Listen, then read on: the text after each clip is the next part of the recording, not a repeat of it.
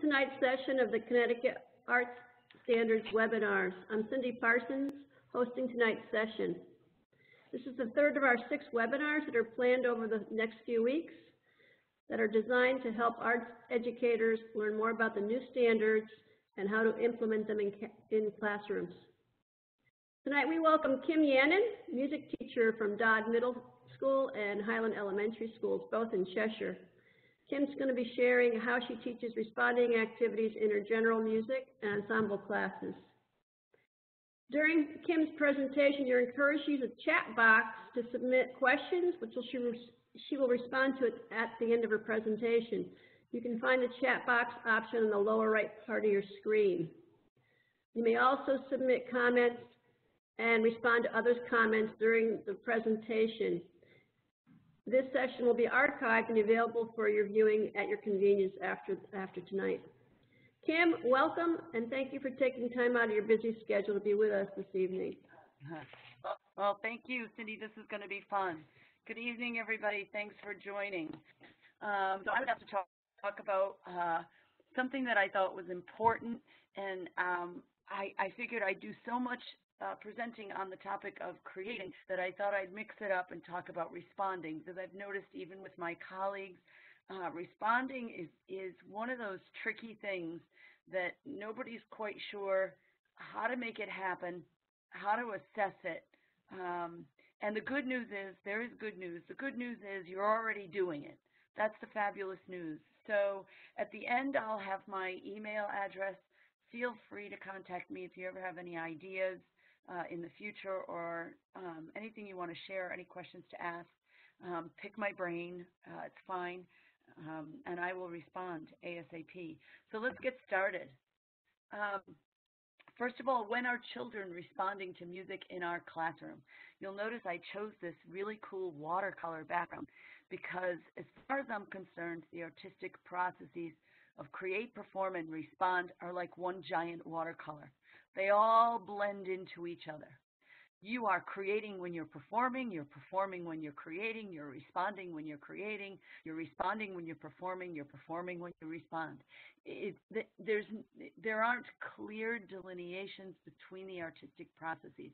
And that's the first thing to get, and this is ironic, but it's the first thing to get clear about that, is that there's so much fluidity between these artistic processes that it doesn't really help to think of responding as a separate activity. It doesn't help to look at the standards and only look at respond. It doesn't help to look at the standards and say, how am I going to fit just responding in, when you know that there are opportunities to teach response to music within create and perform. So if you're one of those people that has little or no time with your kids, I see my kids once a week. It really is a drag. I mean, at the elementary school, I see them more often at the middle school. But very infrequently am I planning a lesson just around response. It either has a create, a perform, or both mixed in with that. Or I am teaching response through the other 2 artistic processes. So that's the first good news, and I hope that you take that as good news. How are children responding to music? Every time a child dances a dance or does movement, that's an opportunity for you to look at their response to music. My elementary kids come into music every day. There is some sort of instantly engaging activity, whether it's around our vocab word, which currently is the word tempo, and I mean for all grade levels, and I attack it different ways. Same piece of music for all grade levels that I teach. They come in, there's an instant activity. Right away, if I'm playing jazz or classical or something scary or something happy and exciting, I right away scan the room to see who is responding to that music. If a kid comes in with no movement in their body and I'm playing jazz and they sit down, I'm noticing that they're not responding to that style. If a kid comes in with his head bopping and his fingers snapping, he is making a physical and emotional response to that music immediately. If I'm teaching a folk dance, I watch their body motion. I watch how they keep the beat. So mostly when they're moving, it's reacting to the style of the music, reacting to the instruments, reacting to other expressive qualities. So it's a great way. Can you create a lesson around a movement or a dance that will give you an opportunity to watch how children make a physical and emotional connection to the music? Absolutely. Most of us think about responding as a written or a verbal thing, which is absolutely very important. If kids aren't regularly responding to whatever it is that they're doing, something they're listening to, something that they're performing, something that they've created, with some sort of reflection, especially in the creating process. If that creating process does not end with reflection, it's not finished, because you have to give them an opportunity to reflect on what they've done and open up new doors and open up new questions. Nothing should ever be finished. It should only elicit more questions. Whether that's a verbal thing, they're sharing with their partners and then they're sharing out, a think, fair, share, or if it's something more more formal, they're presenting this huge piece of music, and you would like actually to design a Socratic circle around that piece of music to get kids really discussing, maybe at the 6th grade level or the 8th grade level, things, important things, and we'll get back to this in a little while, but those written or verbal reflections are very important. Whenever a kid interprets music their own way, they are responding to music. Whenever they create an original work or an interpretation, they're responding to music. Improvisation is performing, creating, responding, all wrapped up into one. You can't get better than improvisation for getting the most bang for your buck and getting the richest task, because they're doing all of those. If they are really taught to have a thoughtful, and if you teach elementary school, you know that improvisation is not always thoughtful. We just ended our day that way today around the group cajon, and some of their improvs are not thoughtful. They need to be reminded to be thoughtful. And when they are reminded to be thoughtful, and it really is an appropriate response to the style of the music, the expression of the music, then that improvisation is everything, all wrapped up into one. Analysis. How often do we teach a new piece of music? You're about to learn a new recorder song, and you sit in class and you say, boys and girls, I will play for you. And you play a song for them. And you don't want to play it just once. You want them to hear it 3 or 4 times. My next question is, boys and girls, watch my breathing pattern. See if you can tell how many phrases make up this piece. I play it a 2nd time. Boys and girls, could you now tell me, are any of those phrases either identical or similar? And I play it again. Close your eyes. Would you put up in your hand which phrases are similar? You are engaging in analysis and they are responding to music. And you're watching their answers. Always the close your eyes and put the answer in your hand thing if you can do it. That analysis is not only important to responding, it's important for them, if you are teaching them orally, for them to grab a hook onto something that's new. They have to hear it a number of times. Oh, sorry, I didn't mean to do that. And then evaluation of music or musical performance. That's huge in all 3 artistic processes, and that is a perfect response to music, performance, creating stuff. So these are all the things kids can do that fall into that responding category. The standards say that students need to respond to music, but they also need to respond to culture, not just their culture, but other cultures, other styles, their community and their colleagues. So teaching kids to respond appropriately is not just a musical skill, it's a life skill, right? They need to know that there are appropriate responses, responses that address themselves to the task or to the prompt, and responses that are not appropriate, that don't help. I talk to my kids a lot when they're improvising, and I say, if I were to ask you, did you go to the mall yesterday? And you answer with, I love peanut butter. That's not an appropriate response.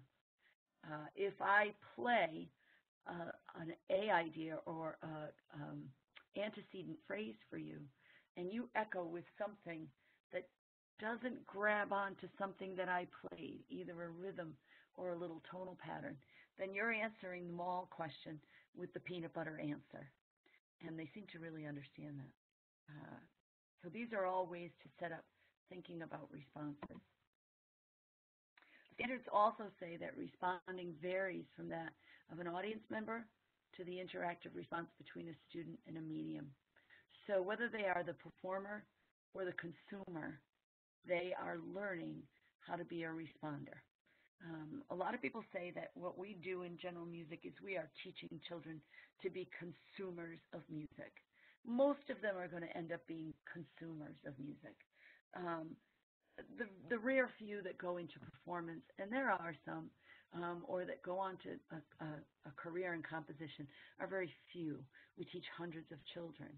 So being able to teach them how to respond to work or to choose work as a consumer, and not so much teach them the right stuff, because if you'll notice in the standards, it talks about picking things that have a personal connection to you. But to engage in art, again, as a thoughtful consumer, and not one that just sits around and takes whatever's coming at them. And I'm sure my visual art people, they understand that process too. They teach kids to be artists, but mostly how to respond and be a thoughtful consumer of the art. And lastly, the standards also say that the definition of responding is understanding and evaluating how the arts convey meaning. That's that second layer of depth. Doing it, creating it, first layer of depth. Being able to talk about the intent of a composer, the intent of the creator. What were they going for here? Makes kids questioners. It makes kids curious.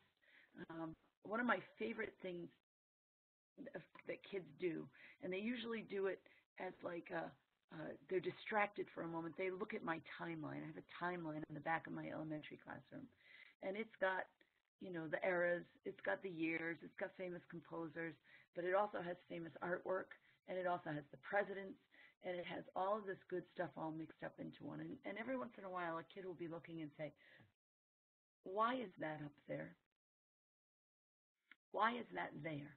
They're curious to know, why do I have that painting next to Beethoven? Why do I have that painting next to Woody Guthrie?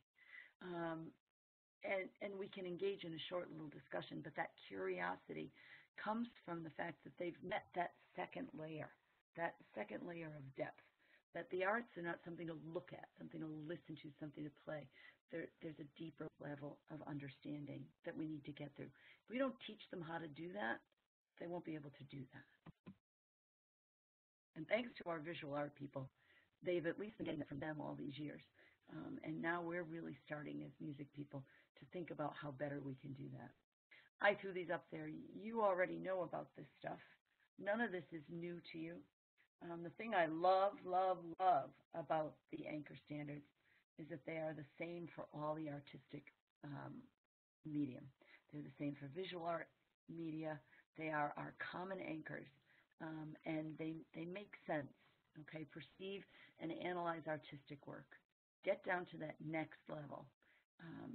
So these are the things to keep in mind. But there's a lot of words here. There's a lot of stuff here.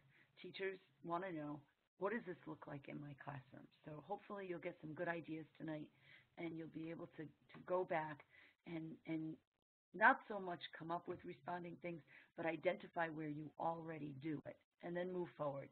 Fill in the holes. Figure out what you're missing. Children are also responding when they collaborate on creative and performing tasks. I don't know how many of you let your kids work in small groups. I know in music classes, it gets noisy.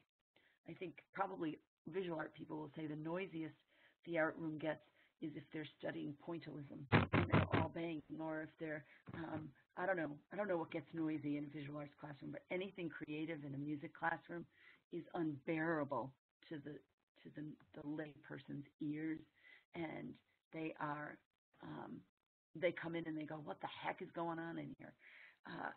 One of the things to be able to discern is in the noise, what is the noise?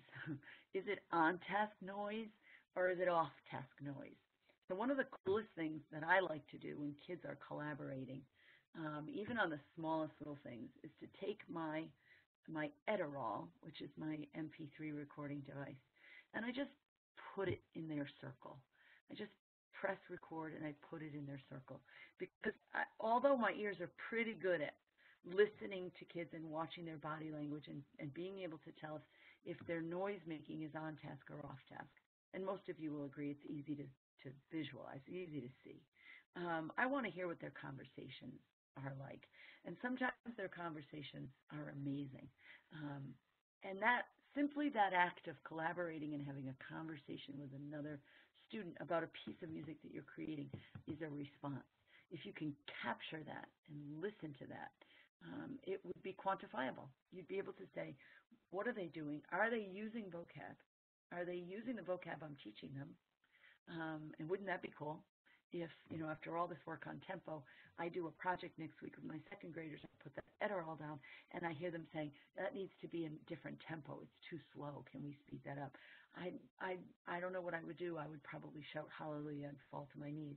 When they are presenting an authentic performance of multicultural music, if you are working on diction, if you are working on elisions in foreign language, so that they can be more authentic in their presentation of text. All of this is responding. And of course, if you look at the standard responding, it's all about choosing performances to listen to. It's very limited if you just look at responding.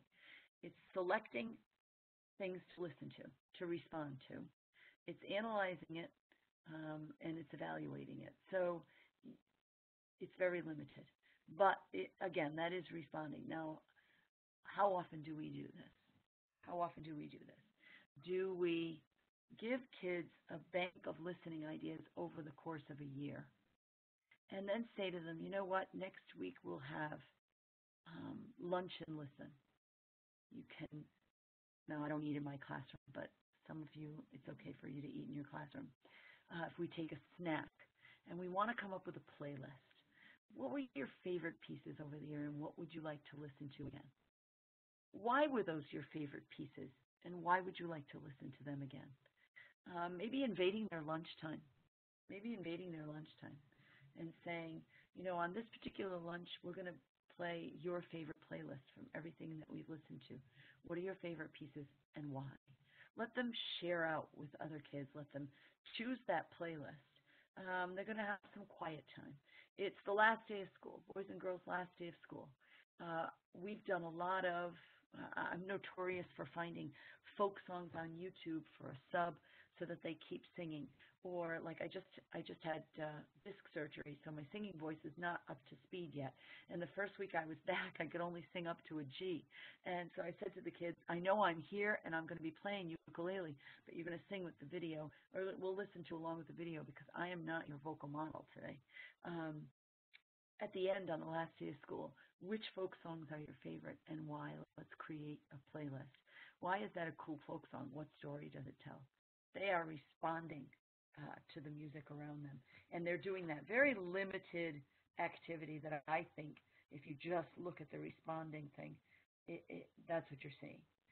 You'll get more creative if you start to think of that watercolor, responding, create, perform, melding into each other. So I'd like to focus on something that I do for reflections and responses, written and verbal, analysis and evaluations. And I know I've done quite a few of these things already, but we can get in depth in this. And I don't know, Cindy, should I pause for questions now on what I've just said, or do you want me to wait till the end?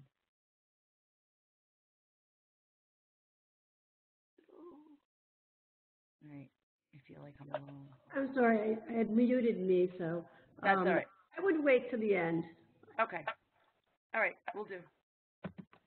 I mean, nobody has, I don't know if anybody else is unmuted, so I probably can't respond right now anyway. Would it be too noisy if people were unmuted, or is that not, does it create a disaster? Sometimes there's feedback. Yeah. I'm just used to people like shouting things out. But if you want to wait to the end, that's fine.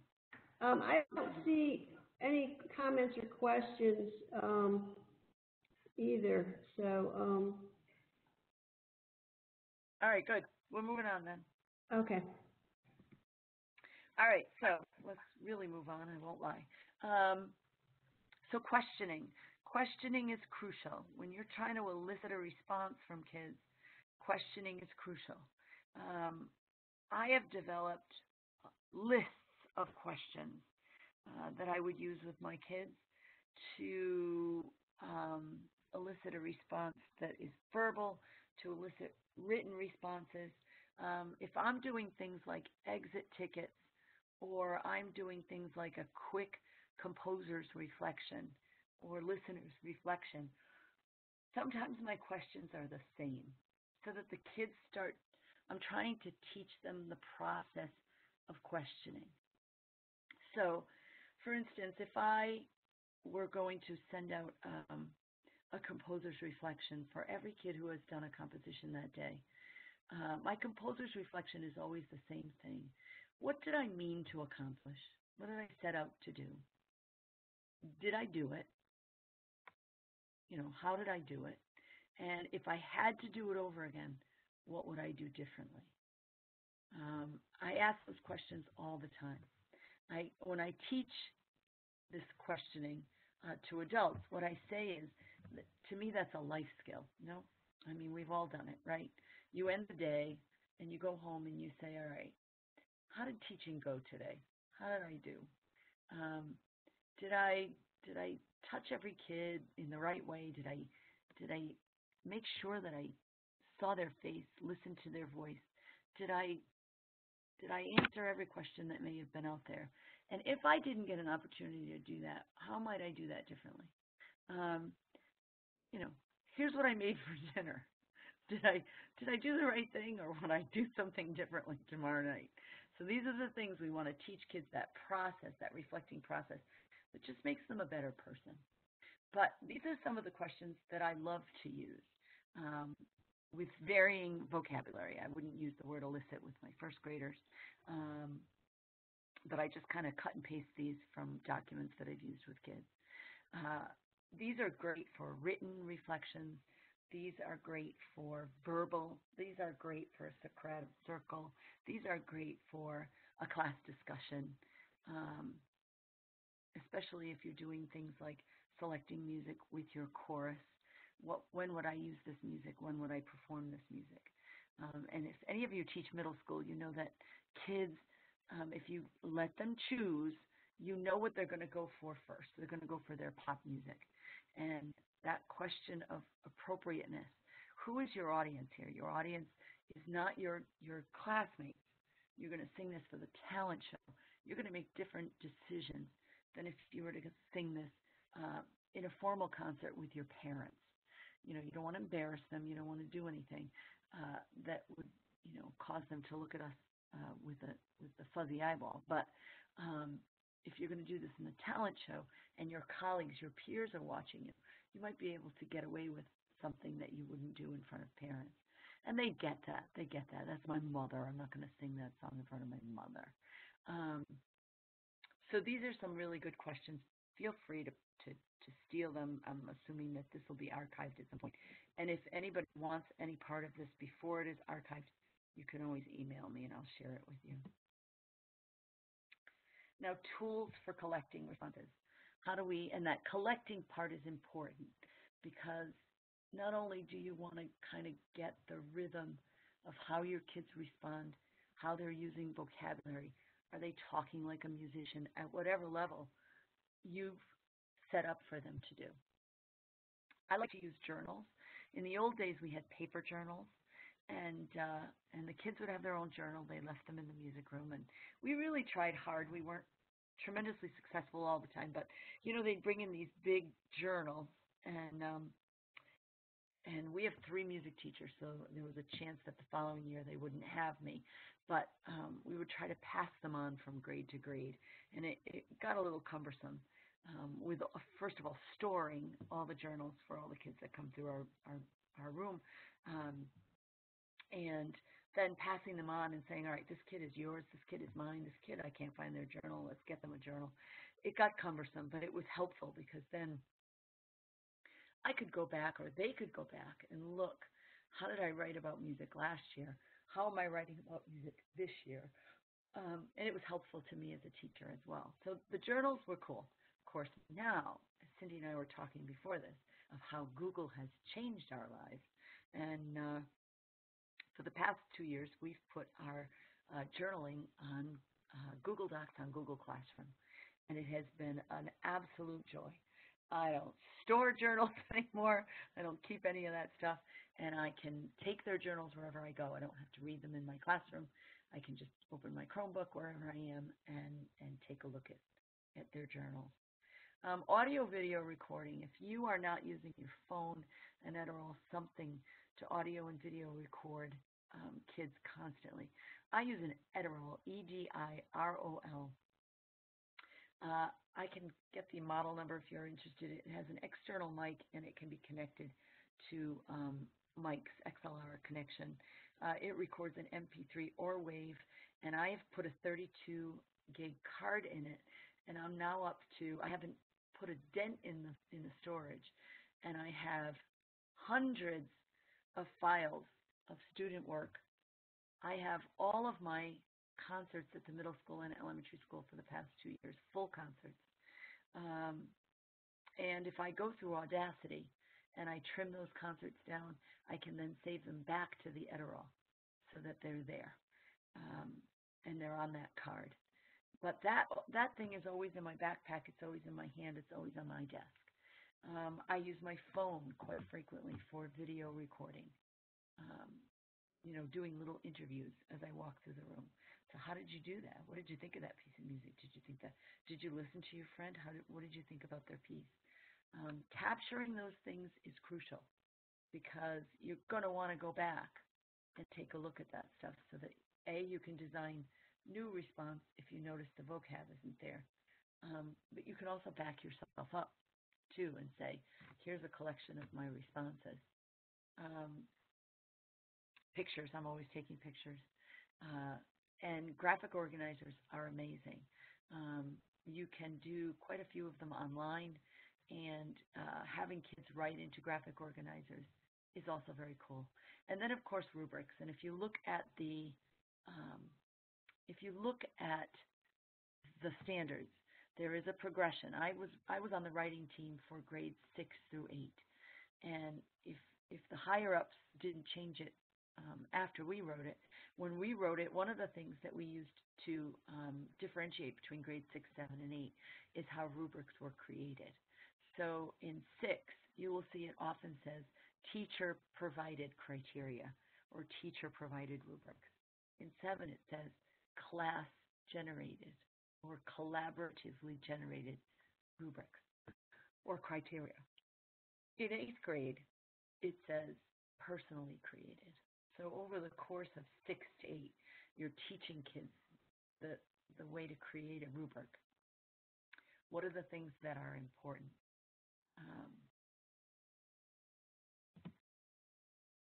Okay, so ideas, feelings about music. If you don't have this chart in your room, you need to have it because it elicits the most hysterical responses from children. If you want a couple of good laughs, this is fun to do. I actually cut these out large. I made them large. I laminated them. And they're frequently on my carpet for those opening activities when we're listening to music. And sometimes kids will just walk up and grab one. And they'll, this is how I'm feeling right now about this piece of music. And those things are very important, especially when the verbal stuff is not there, using pictures to get kids' responses to a piece of music. Very often, 2 kids will disagree. One of them will pick sad, and one of them will pick angry. One of them will pick happy, and one of them will pick surprised. And unless you then further question them, you won't know that the happy was the overall feeling. The surprise was, I didn't expect the drums to be that loud. That was the surprise.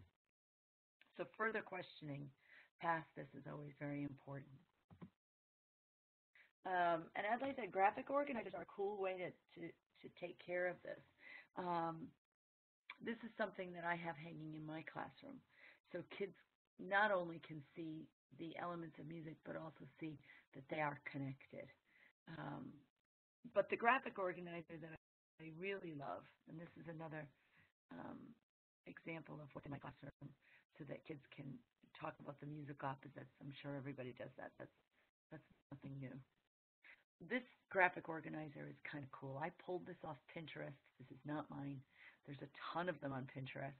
But I've also made a few of my own. But I love this one because it's great for eliciting conversations with kids. And they can fill it out over time.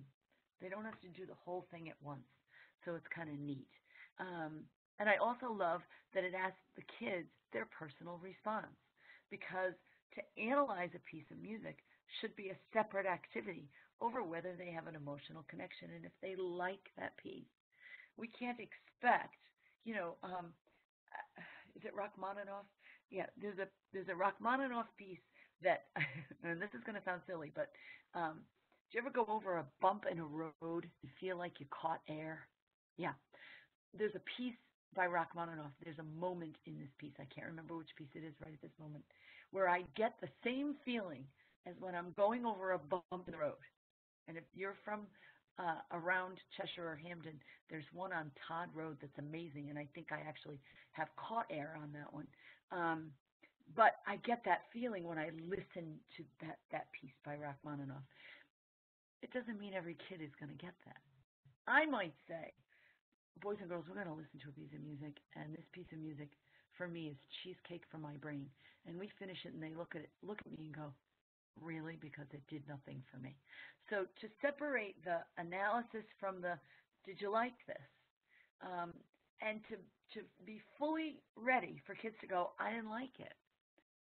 Your next question should be, why?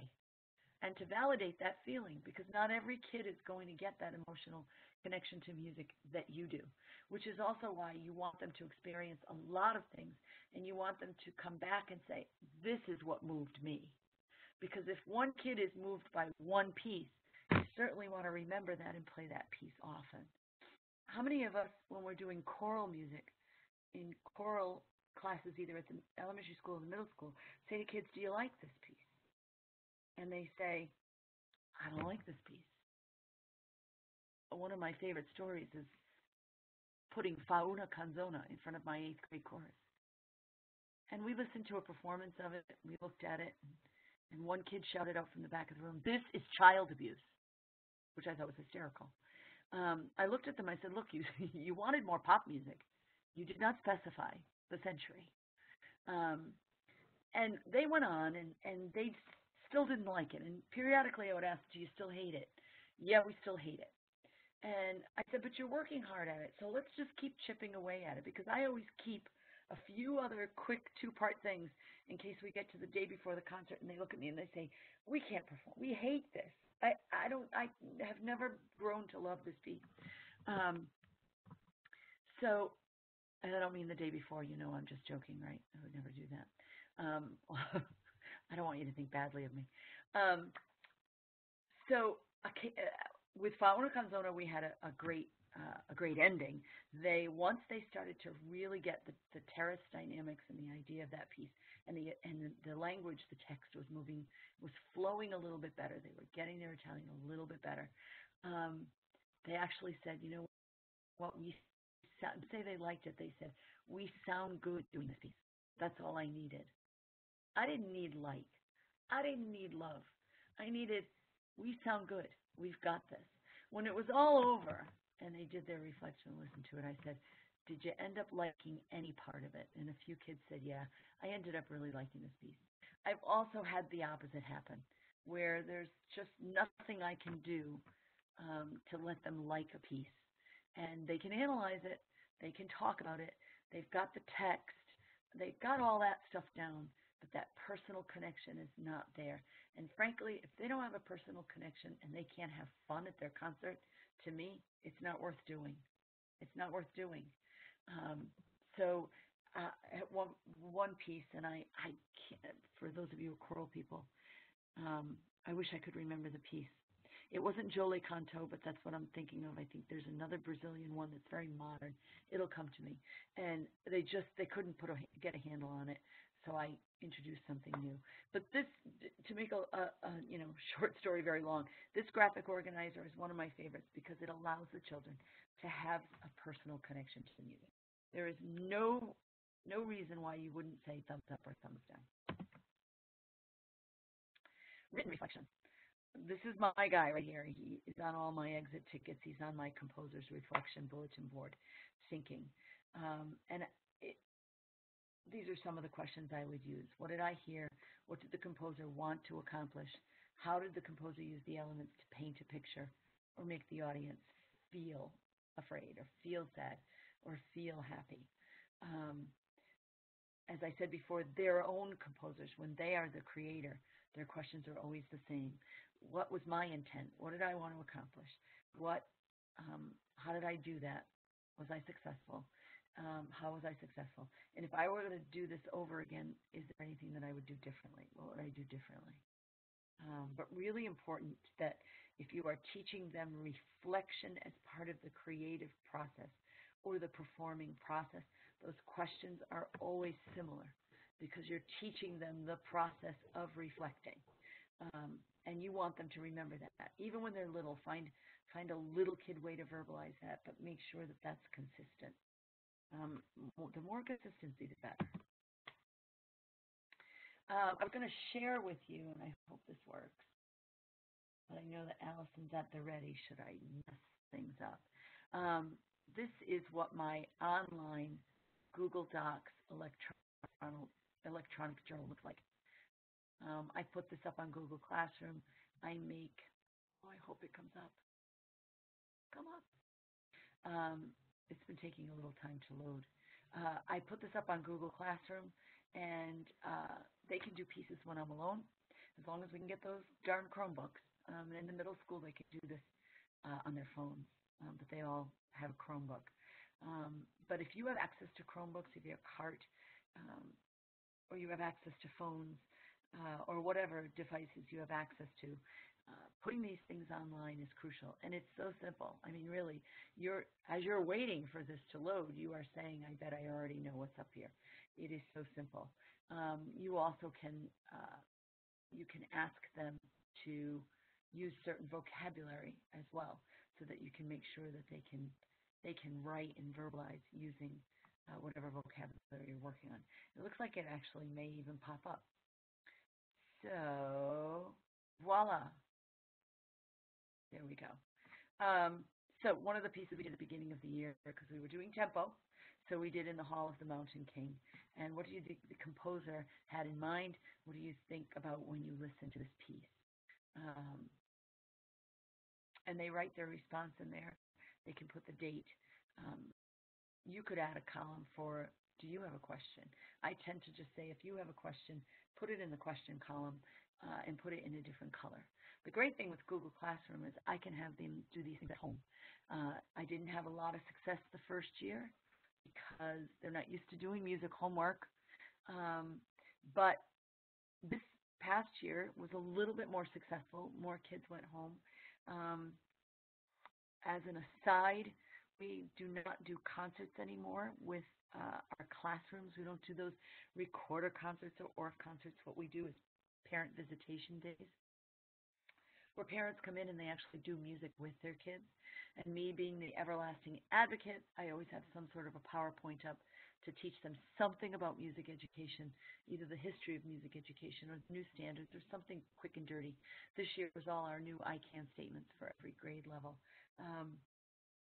And it's a chance for me to show them the website, show them Google Classroom, show them how it can work for them. And when I have fourth grade, we have those Chromebooks ready so they can watch their kids go onto the Chromebook, get onto the website, or get onto Google Classroom, wherever I posted it, and they can see that they can listen to a piece of music and respond. What I'd really love to do for next year is get the whole family involved somehow and make it a family activity, but I haven't quite done that yet. So check in with me if you have any ideas about that, where I could send a piece of music home on Classroom and have the whole family do it. Have mom and dad respond as well in a family discussion. So, stay tuned for that information. Now, I wonder if I've skipped something. No, I guess I'm not. I'm good, right? Okay. Sorry. Now, let me explain and share with you some of our long-range projects, which involve, of course, not only responding, but other stuff as well that I think you might be interested in. The last link on here was just shared with me today by my principal, and it is awesome, but you need some technology to pull it off. So I can share some of this stuff with you. One of our favorite long-range responding projects is Romeo and Juliet-West Side Story. And let me tell you why I do this in grade 6. First of all, grade 6 is all about love affairs and death. So you can't get any better than Romeo and Juliet. Plus, they study it in the 7th grade, and I started to realize, listening to my 7th graders, they don't really enjoy Shakespeare in Shakespearean English in 7th grade. So I figured maybe if I introduced them to probably the most famous piece and something I could easily connect to music, early, when they got to 7th grade, they might not put up a wall when they're handed Romeo and Juliet. So what we do is we start the year off by reading just little snippets of, I have a prose, and you know what I'll do? I will add to this presentation the book that I use. So I'll end every class with 5 minutes of read aloud from this book. I happen to have my 6th graders for an hour, so it works out great. The last 5 minutes, we settle down on the carpet for a read along, and I always leave them with a cliffhanger, in the story, so they can't wait till next week. And when we're done reading the story, we do a worksheet where they talk about the plot and the characters. Who are the characters? I do it in 2 sides. One side, the Montague side and the Capulet side. Who's who? Just so that they can synthesize all that information that they just read about in that. Then we take a little bit of a break. Then about beginning of November, we start listening to Tchaikovsky's Romeo and Juliet. And we have a little bit of fun with it. I do my little sportscaster thing as the music is playing. I'm drawing on the smartboard. Here's Romeo, here's Juliet, here's the fight scene. And so they start to identify the themes. And if you've never listened to I'm sure you have, but Tchaikovsky's is much easier to do this with than Prokofiev, so I go with Tchaikovsky. Because you can actually hear all the fighting, and you can hear the dying, and all the stuff that they love. And of course, they get a big kick out of the love theme because they recognize it. And they recognize it in a comic way. Of course, when I hear the love theme, I think of the Brady Bunch, but I'm dating myself right now. Then after we've thoroughly, in whatever way you want, explored Tchaikovsky's piece, and there's lots of things you can do. And I always believe in whole, part, whole. So the first time they listen to it, we listen to it. I skip the big introduction. I'm just being honest. I do not play a 20-minute introduction and then a 20-minute piece. I skip the entire introduction. I start right when the quote-unquote curtain goes up. And explore it in many different ways. Do themed activities. Have them do a creating activity. Have them do a movement activity. Whatever you want. Spend a month and a half really exploring this in little bits and pieces. I'm not saying spend every moment of your time with them every week. Little bits and pieces with Tchaikovsky, so they really start to develop a connection. Once we hit the holiday season, when they come back, I have them create a listening map. And because they're 6th graders and they love choice activities, I let it be a choice activity. You can build a Lego project. You can make this digital. I've had kids use clay. I've had kids use photography. I've had kids use any type of art medium, even, those kids that don't have a lot of things available to them, and they need to be available to them and you, because you don't send them to the art teacher to borrow stuff. Against the rules. So they come up with the most amazing projects. I give them a limit. Here's how many class periods I'm willing to devote to this. And here's how much time you're going to have to work on your own to bring in your project.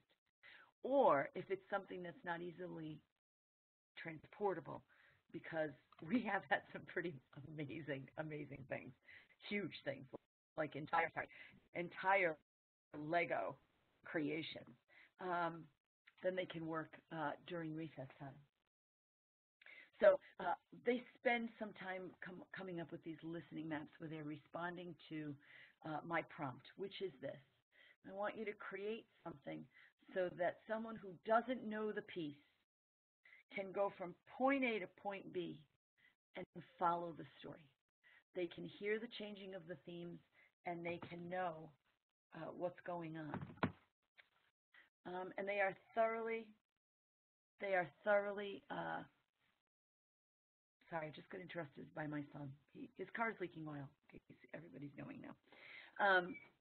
They've got the Tchaikovsky down pat. And the last thing we do is we talk about West Side Story. Now, I know how a lot of people feel about videos. I don't show a lot of videos in class. I don't show any videos. In fact, I try to get away from videos in subplans too. I leave folk songs. I try to keep the kids knowing how to play games independently. Anything so that we don't put Arthur on for 40 minutes. But I do let my sixth graders watch West Side Story from beginning to end at the end of their sixth grade year for two reasons. Number one, some of them, their parents, most of them, their parents will never take them to a musical. And number two, in Cheshire, sixth grade is the last time they have required general music. And if they don't see a musical with me under my tutelage by the time they're out of sixth grade, they won't. All right, so moving on. So this whole process was about responding to music in many different ways and talking about how different people tell a story. How did an author tell a story? How did a composer tell a story? How does a librettist and a choreographer tell a story? The music of Woody Guthrie, Stephen Foster, and the folk pop connection happened to be responding lessons that I'm happy to share with you. I participated in a collaboration between NAFME and the Library of Congress on a grant from the Library of Congress to write response lesson plans for different areas. I wasn't on the elementary team. I was on the intermediate chorus, the choral team, and I wrote 3 lessons for the intermediate level. Using Library of Congress primary sources, which some of you might know are difficult because although they own Woody Guthrie primary sources, I mean, they have them in the library, they don't own the rights to them. So some of the stuff I had to use ended up being YouTube. But I'm happy to share all those with you because if you teach chorus, or even if you don't teach chorus, there might be some things you can pull out of there where you could respond to some of this. And of course, the disclaimer with the Stephen Foster stuff is that if you use some of the Library of Congress primary sources, you have to know that Stephen Foster's music was for minstrels, and it used language that we now consider derogatory, and the original things that you would find, the primary sources, the Library of Congress, might not always be appropriate to share. The person who piloted my lessons shared that stuff with her 8th graders and got into class discussions with it. But you really need to know your kids, you need to know your audience, you need to know your parents, you need to know your community. That's the only thing I'm going to say. So if you, and the oral history project was part of that. So if you like those lessons, I have no proprietary interest over them. They are right now in revision. They've been piloted and they're in revision. Then they'll be housed at the Library of Congress for anyone to see. So if you want to see them ahead of time, just ask for them, and I absolutely will send them to you. Peter and the Wolf, I just used this with my kids this year. You will have to cut and paste that because I can see that I'm getting close to the time where we want to have some questions. But look at that link. It's kind of cool how this guy put together this response thing, and I feel like. And please look at this animated video. How to make an animated video. The guy that did it on a history lesson, but it can easily be done as a response to music. Very cool if you have the technology available. So I have so much to share. I wish I could have gotten more into those lessons. But feel free to continue this conversation with me at any time and share ideas. If you're willing to share ideas with me, that would be great. I'm always looking to take things from other people. I'll steal them from you. You could steal them from me. We'll have a stealing party. I left the link to the MCAs. If you've not seen them, they are, I don't know what stage of revision they're on in actually. I know they're complicated, but there's some rubric there stuff that we didn't get to talk about, rubrics on responding. Of course, if you're responding is a movement or a dance, your rubric's going to look different than if it's a written reflection and you're asking them to use vocabulary. I've got some rubrics I'm willing to share with you on that, but I didn't want to get too much in the rubric thing. That could be a whole other conversation. I'm very happy to have that conversation one-on-one with you at another time. So thank you very much. Please use my email, get in touch with me, ask questions, pick my brain. I have 2 speeds in responding to email, immediately or never. So if you don't get an immediate response, check back with me in a couple of days. And that's it. Thank you. Thank you. Okay, Kim, that was great. Some great information, and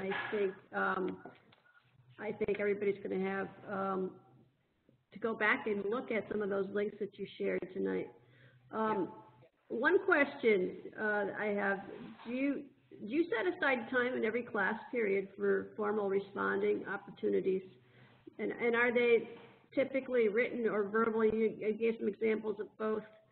And how are they recorded? You said some of your journals are on Google, but do all the kids have Chromebooks or iPads with them in class? Yeah, so the first part of that is, do I devote time? You know, it all depends on the lesson. It all depends on the lesson. What are they doing? It takes no time at all after I do that opening activity. If, like today was a Hungarian dance number 6. Those of you that know that, because our word is tempo, and that is the piece for tempo. Last week we did David Garrett playing Hungarian dance number 5, and that was a lot of fun because it's a modern version of it. It's electric violin, and it's very cool. It takes no time at all to have the kids say, close your eyes, and I always say close your eyes, even with little kids, because I want them to be free with their response, and I don't want them to be intimidated by anybody else's response.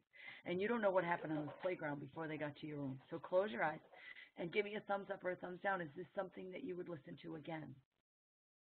That's the quickest thing. That's the quickest thing. If they're doing a creating activity and they just did their performance, well, then you better set aside time for reflection, because the creative process must end with reflection. If it doesn't, it's an incomplete process, as far as I'm concerned. So you must set aside time for that. But there's so many different ways of responding that it could happen at any point in your lesson. I don't know how else to answer that, so if they want to ask a follow-up. Now, you also asked about Chromebooks. In our building, we have a lot of sets of Chromebooks. 4th grade they are the Chromebook hogs of our school because their curriculum demands so much time on a Chromebook. But we do have sign-up lists, and I usually can get a cart whenever I need to. If a class has a cart in their room, that's perfect. I just say bring it with you when you're coming to music. So they don't have their own. At the middle school, every kid has their own device. I always carry an extra Chromebook, an extra iPad, and I'm willing to hand out my phone to any child that needs it. So that answers that question, I think. Any follow-ups? Allison, I don't know if you want to unmute the attendees so maybe they could have a conversation with Kim. Sure. Do that right now. Any feedback? So welcome everybody. You are all unmuted. If anybody has questions or comments for Kim, now's the time to respond. Jump right in. Well, I did have a question, but you just answered it about the creative process has to end in reflection or else it's done. So I think that was a pretty powerful comment. And I teach at an IB school, and our students are constantly reflecting, but that's good to know that that's part of the process. Yeah, I mean, it's I guess the standards touch a little of it when they talk about criteria and evaluating, because evaluating is one of the things that I said is a responding activity. But the idea that they generate ideas, they put those ideas together in some sort of syntax, they refine them, they perform them, That can't be the end of the game. That's not the object of the game. The object of the game is to say, what did I set out to do? Did I do it? And the next time. Because you've got to give them, performance closes things. Reflection opens up another door. Right. That's a great way to look at it. I like that. Anybody else have anything to add or comment on? Well, we use Google Drive in our school, and I'm just curious to know how you view their journals. Do you have to go into every child's Google Drive account and open their journal, or is it different on Google Classroom? No, when you upload something to Google Classroom, it prompts you to make a copy for each child. Oh, okay. So they get it themselves. If you use Doctopus, it generates one document that everybody chimes in on. Oh, I see. We don't use Google Classroom or Doctopus. We use. Well, Doctopus you can use without Classroom. I was just going to say Classroom makes Doctopus obsolete because Google Classroom has a feature where kids can respond. They can type in a comment, and a kid can comment back to everyone or comment just to that kid. Oh, well, and you Schoology can has that too. It's called a discussion thread. Yeah. But we probably wouldn't use that for a journal because it's just a little comment. Right. So I would imagine you could have kids make a copy of yours in their Google Drive, and then they'd have their own, right? If everybody made their own copy of it. Right. They just can't take yours. No, that's true. But then to read all those journal entries, you have to go into every child. They'd have to share them with you, right? Right. Okay. And I mean, you could organize your Google Drive so that they're all in one folder, and So there's ways to do that. I just found it so much better than those darn paper journals. Right. Even though it adds the layer for me that I need to make sure I have the Chromebooks. I can't do it on the spur of the moment like I did with the paper journal. Right. So True. they each have their pros and cons. And then do you add comments to their journals in the Google Drive? Yes, sometimes I do. Now, that being said, I got 150 students at the middle school who are doing recordings onto music first that I listen to in contact, and then I have 15 classes of kids at the elementary school. So do I do it every time? No. I like to eat and sleep. Right. Okay, thanks. Yeah. Okay, great. Anything else out there? All right, well, Kim, thanks again. This was a great presentation. This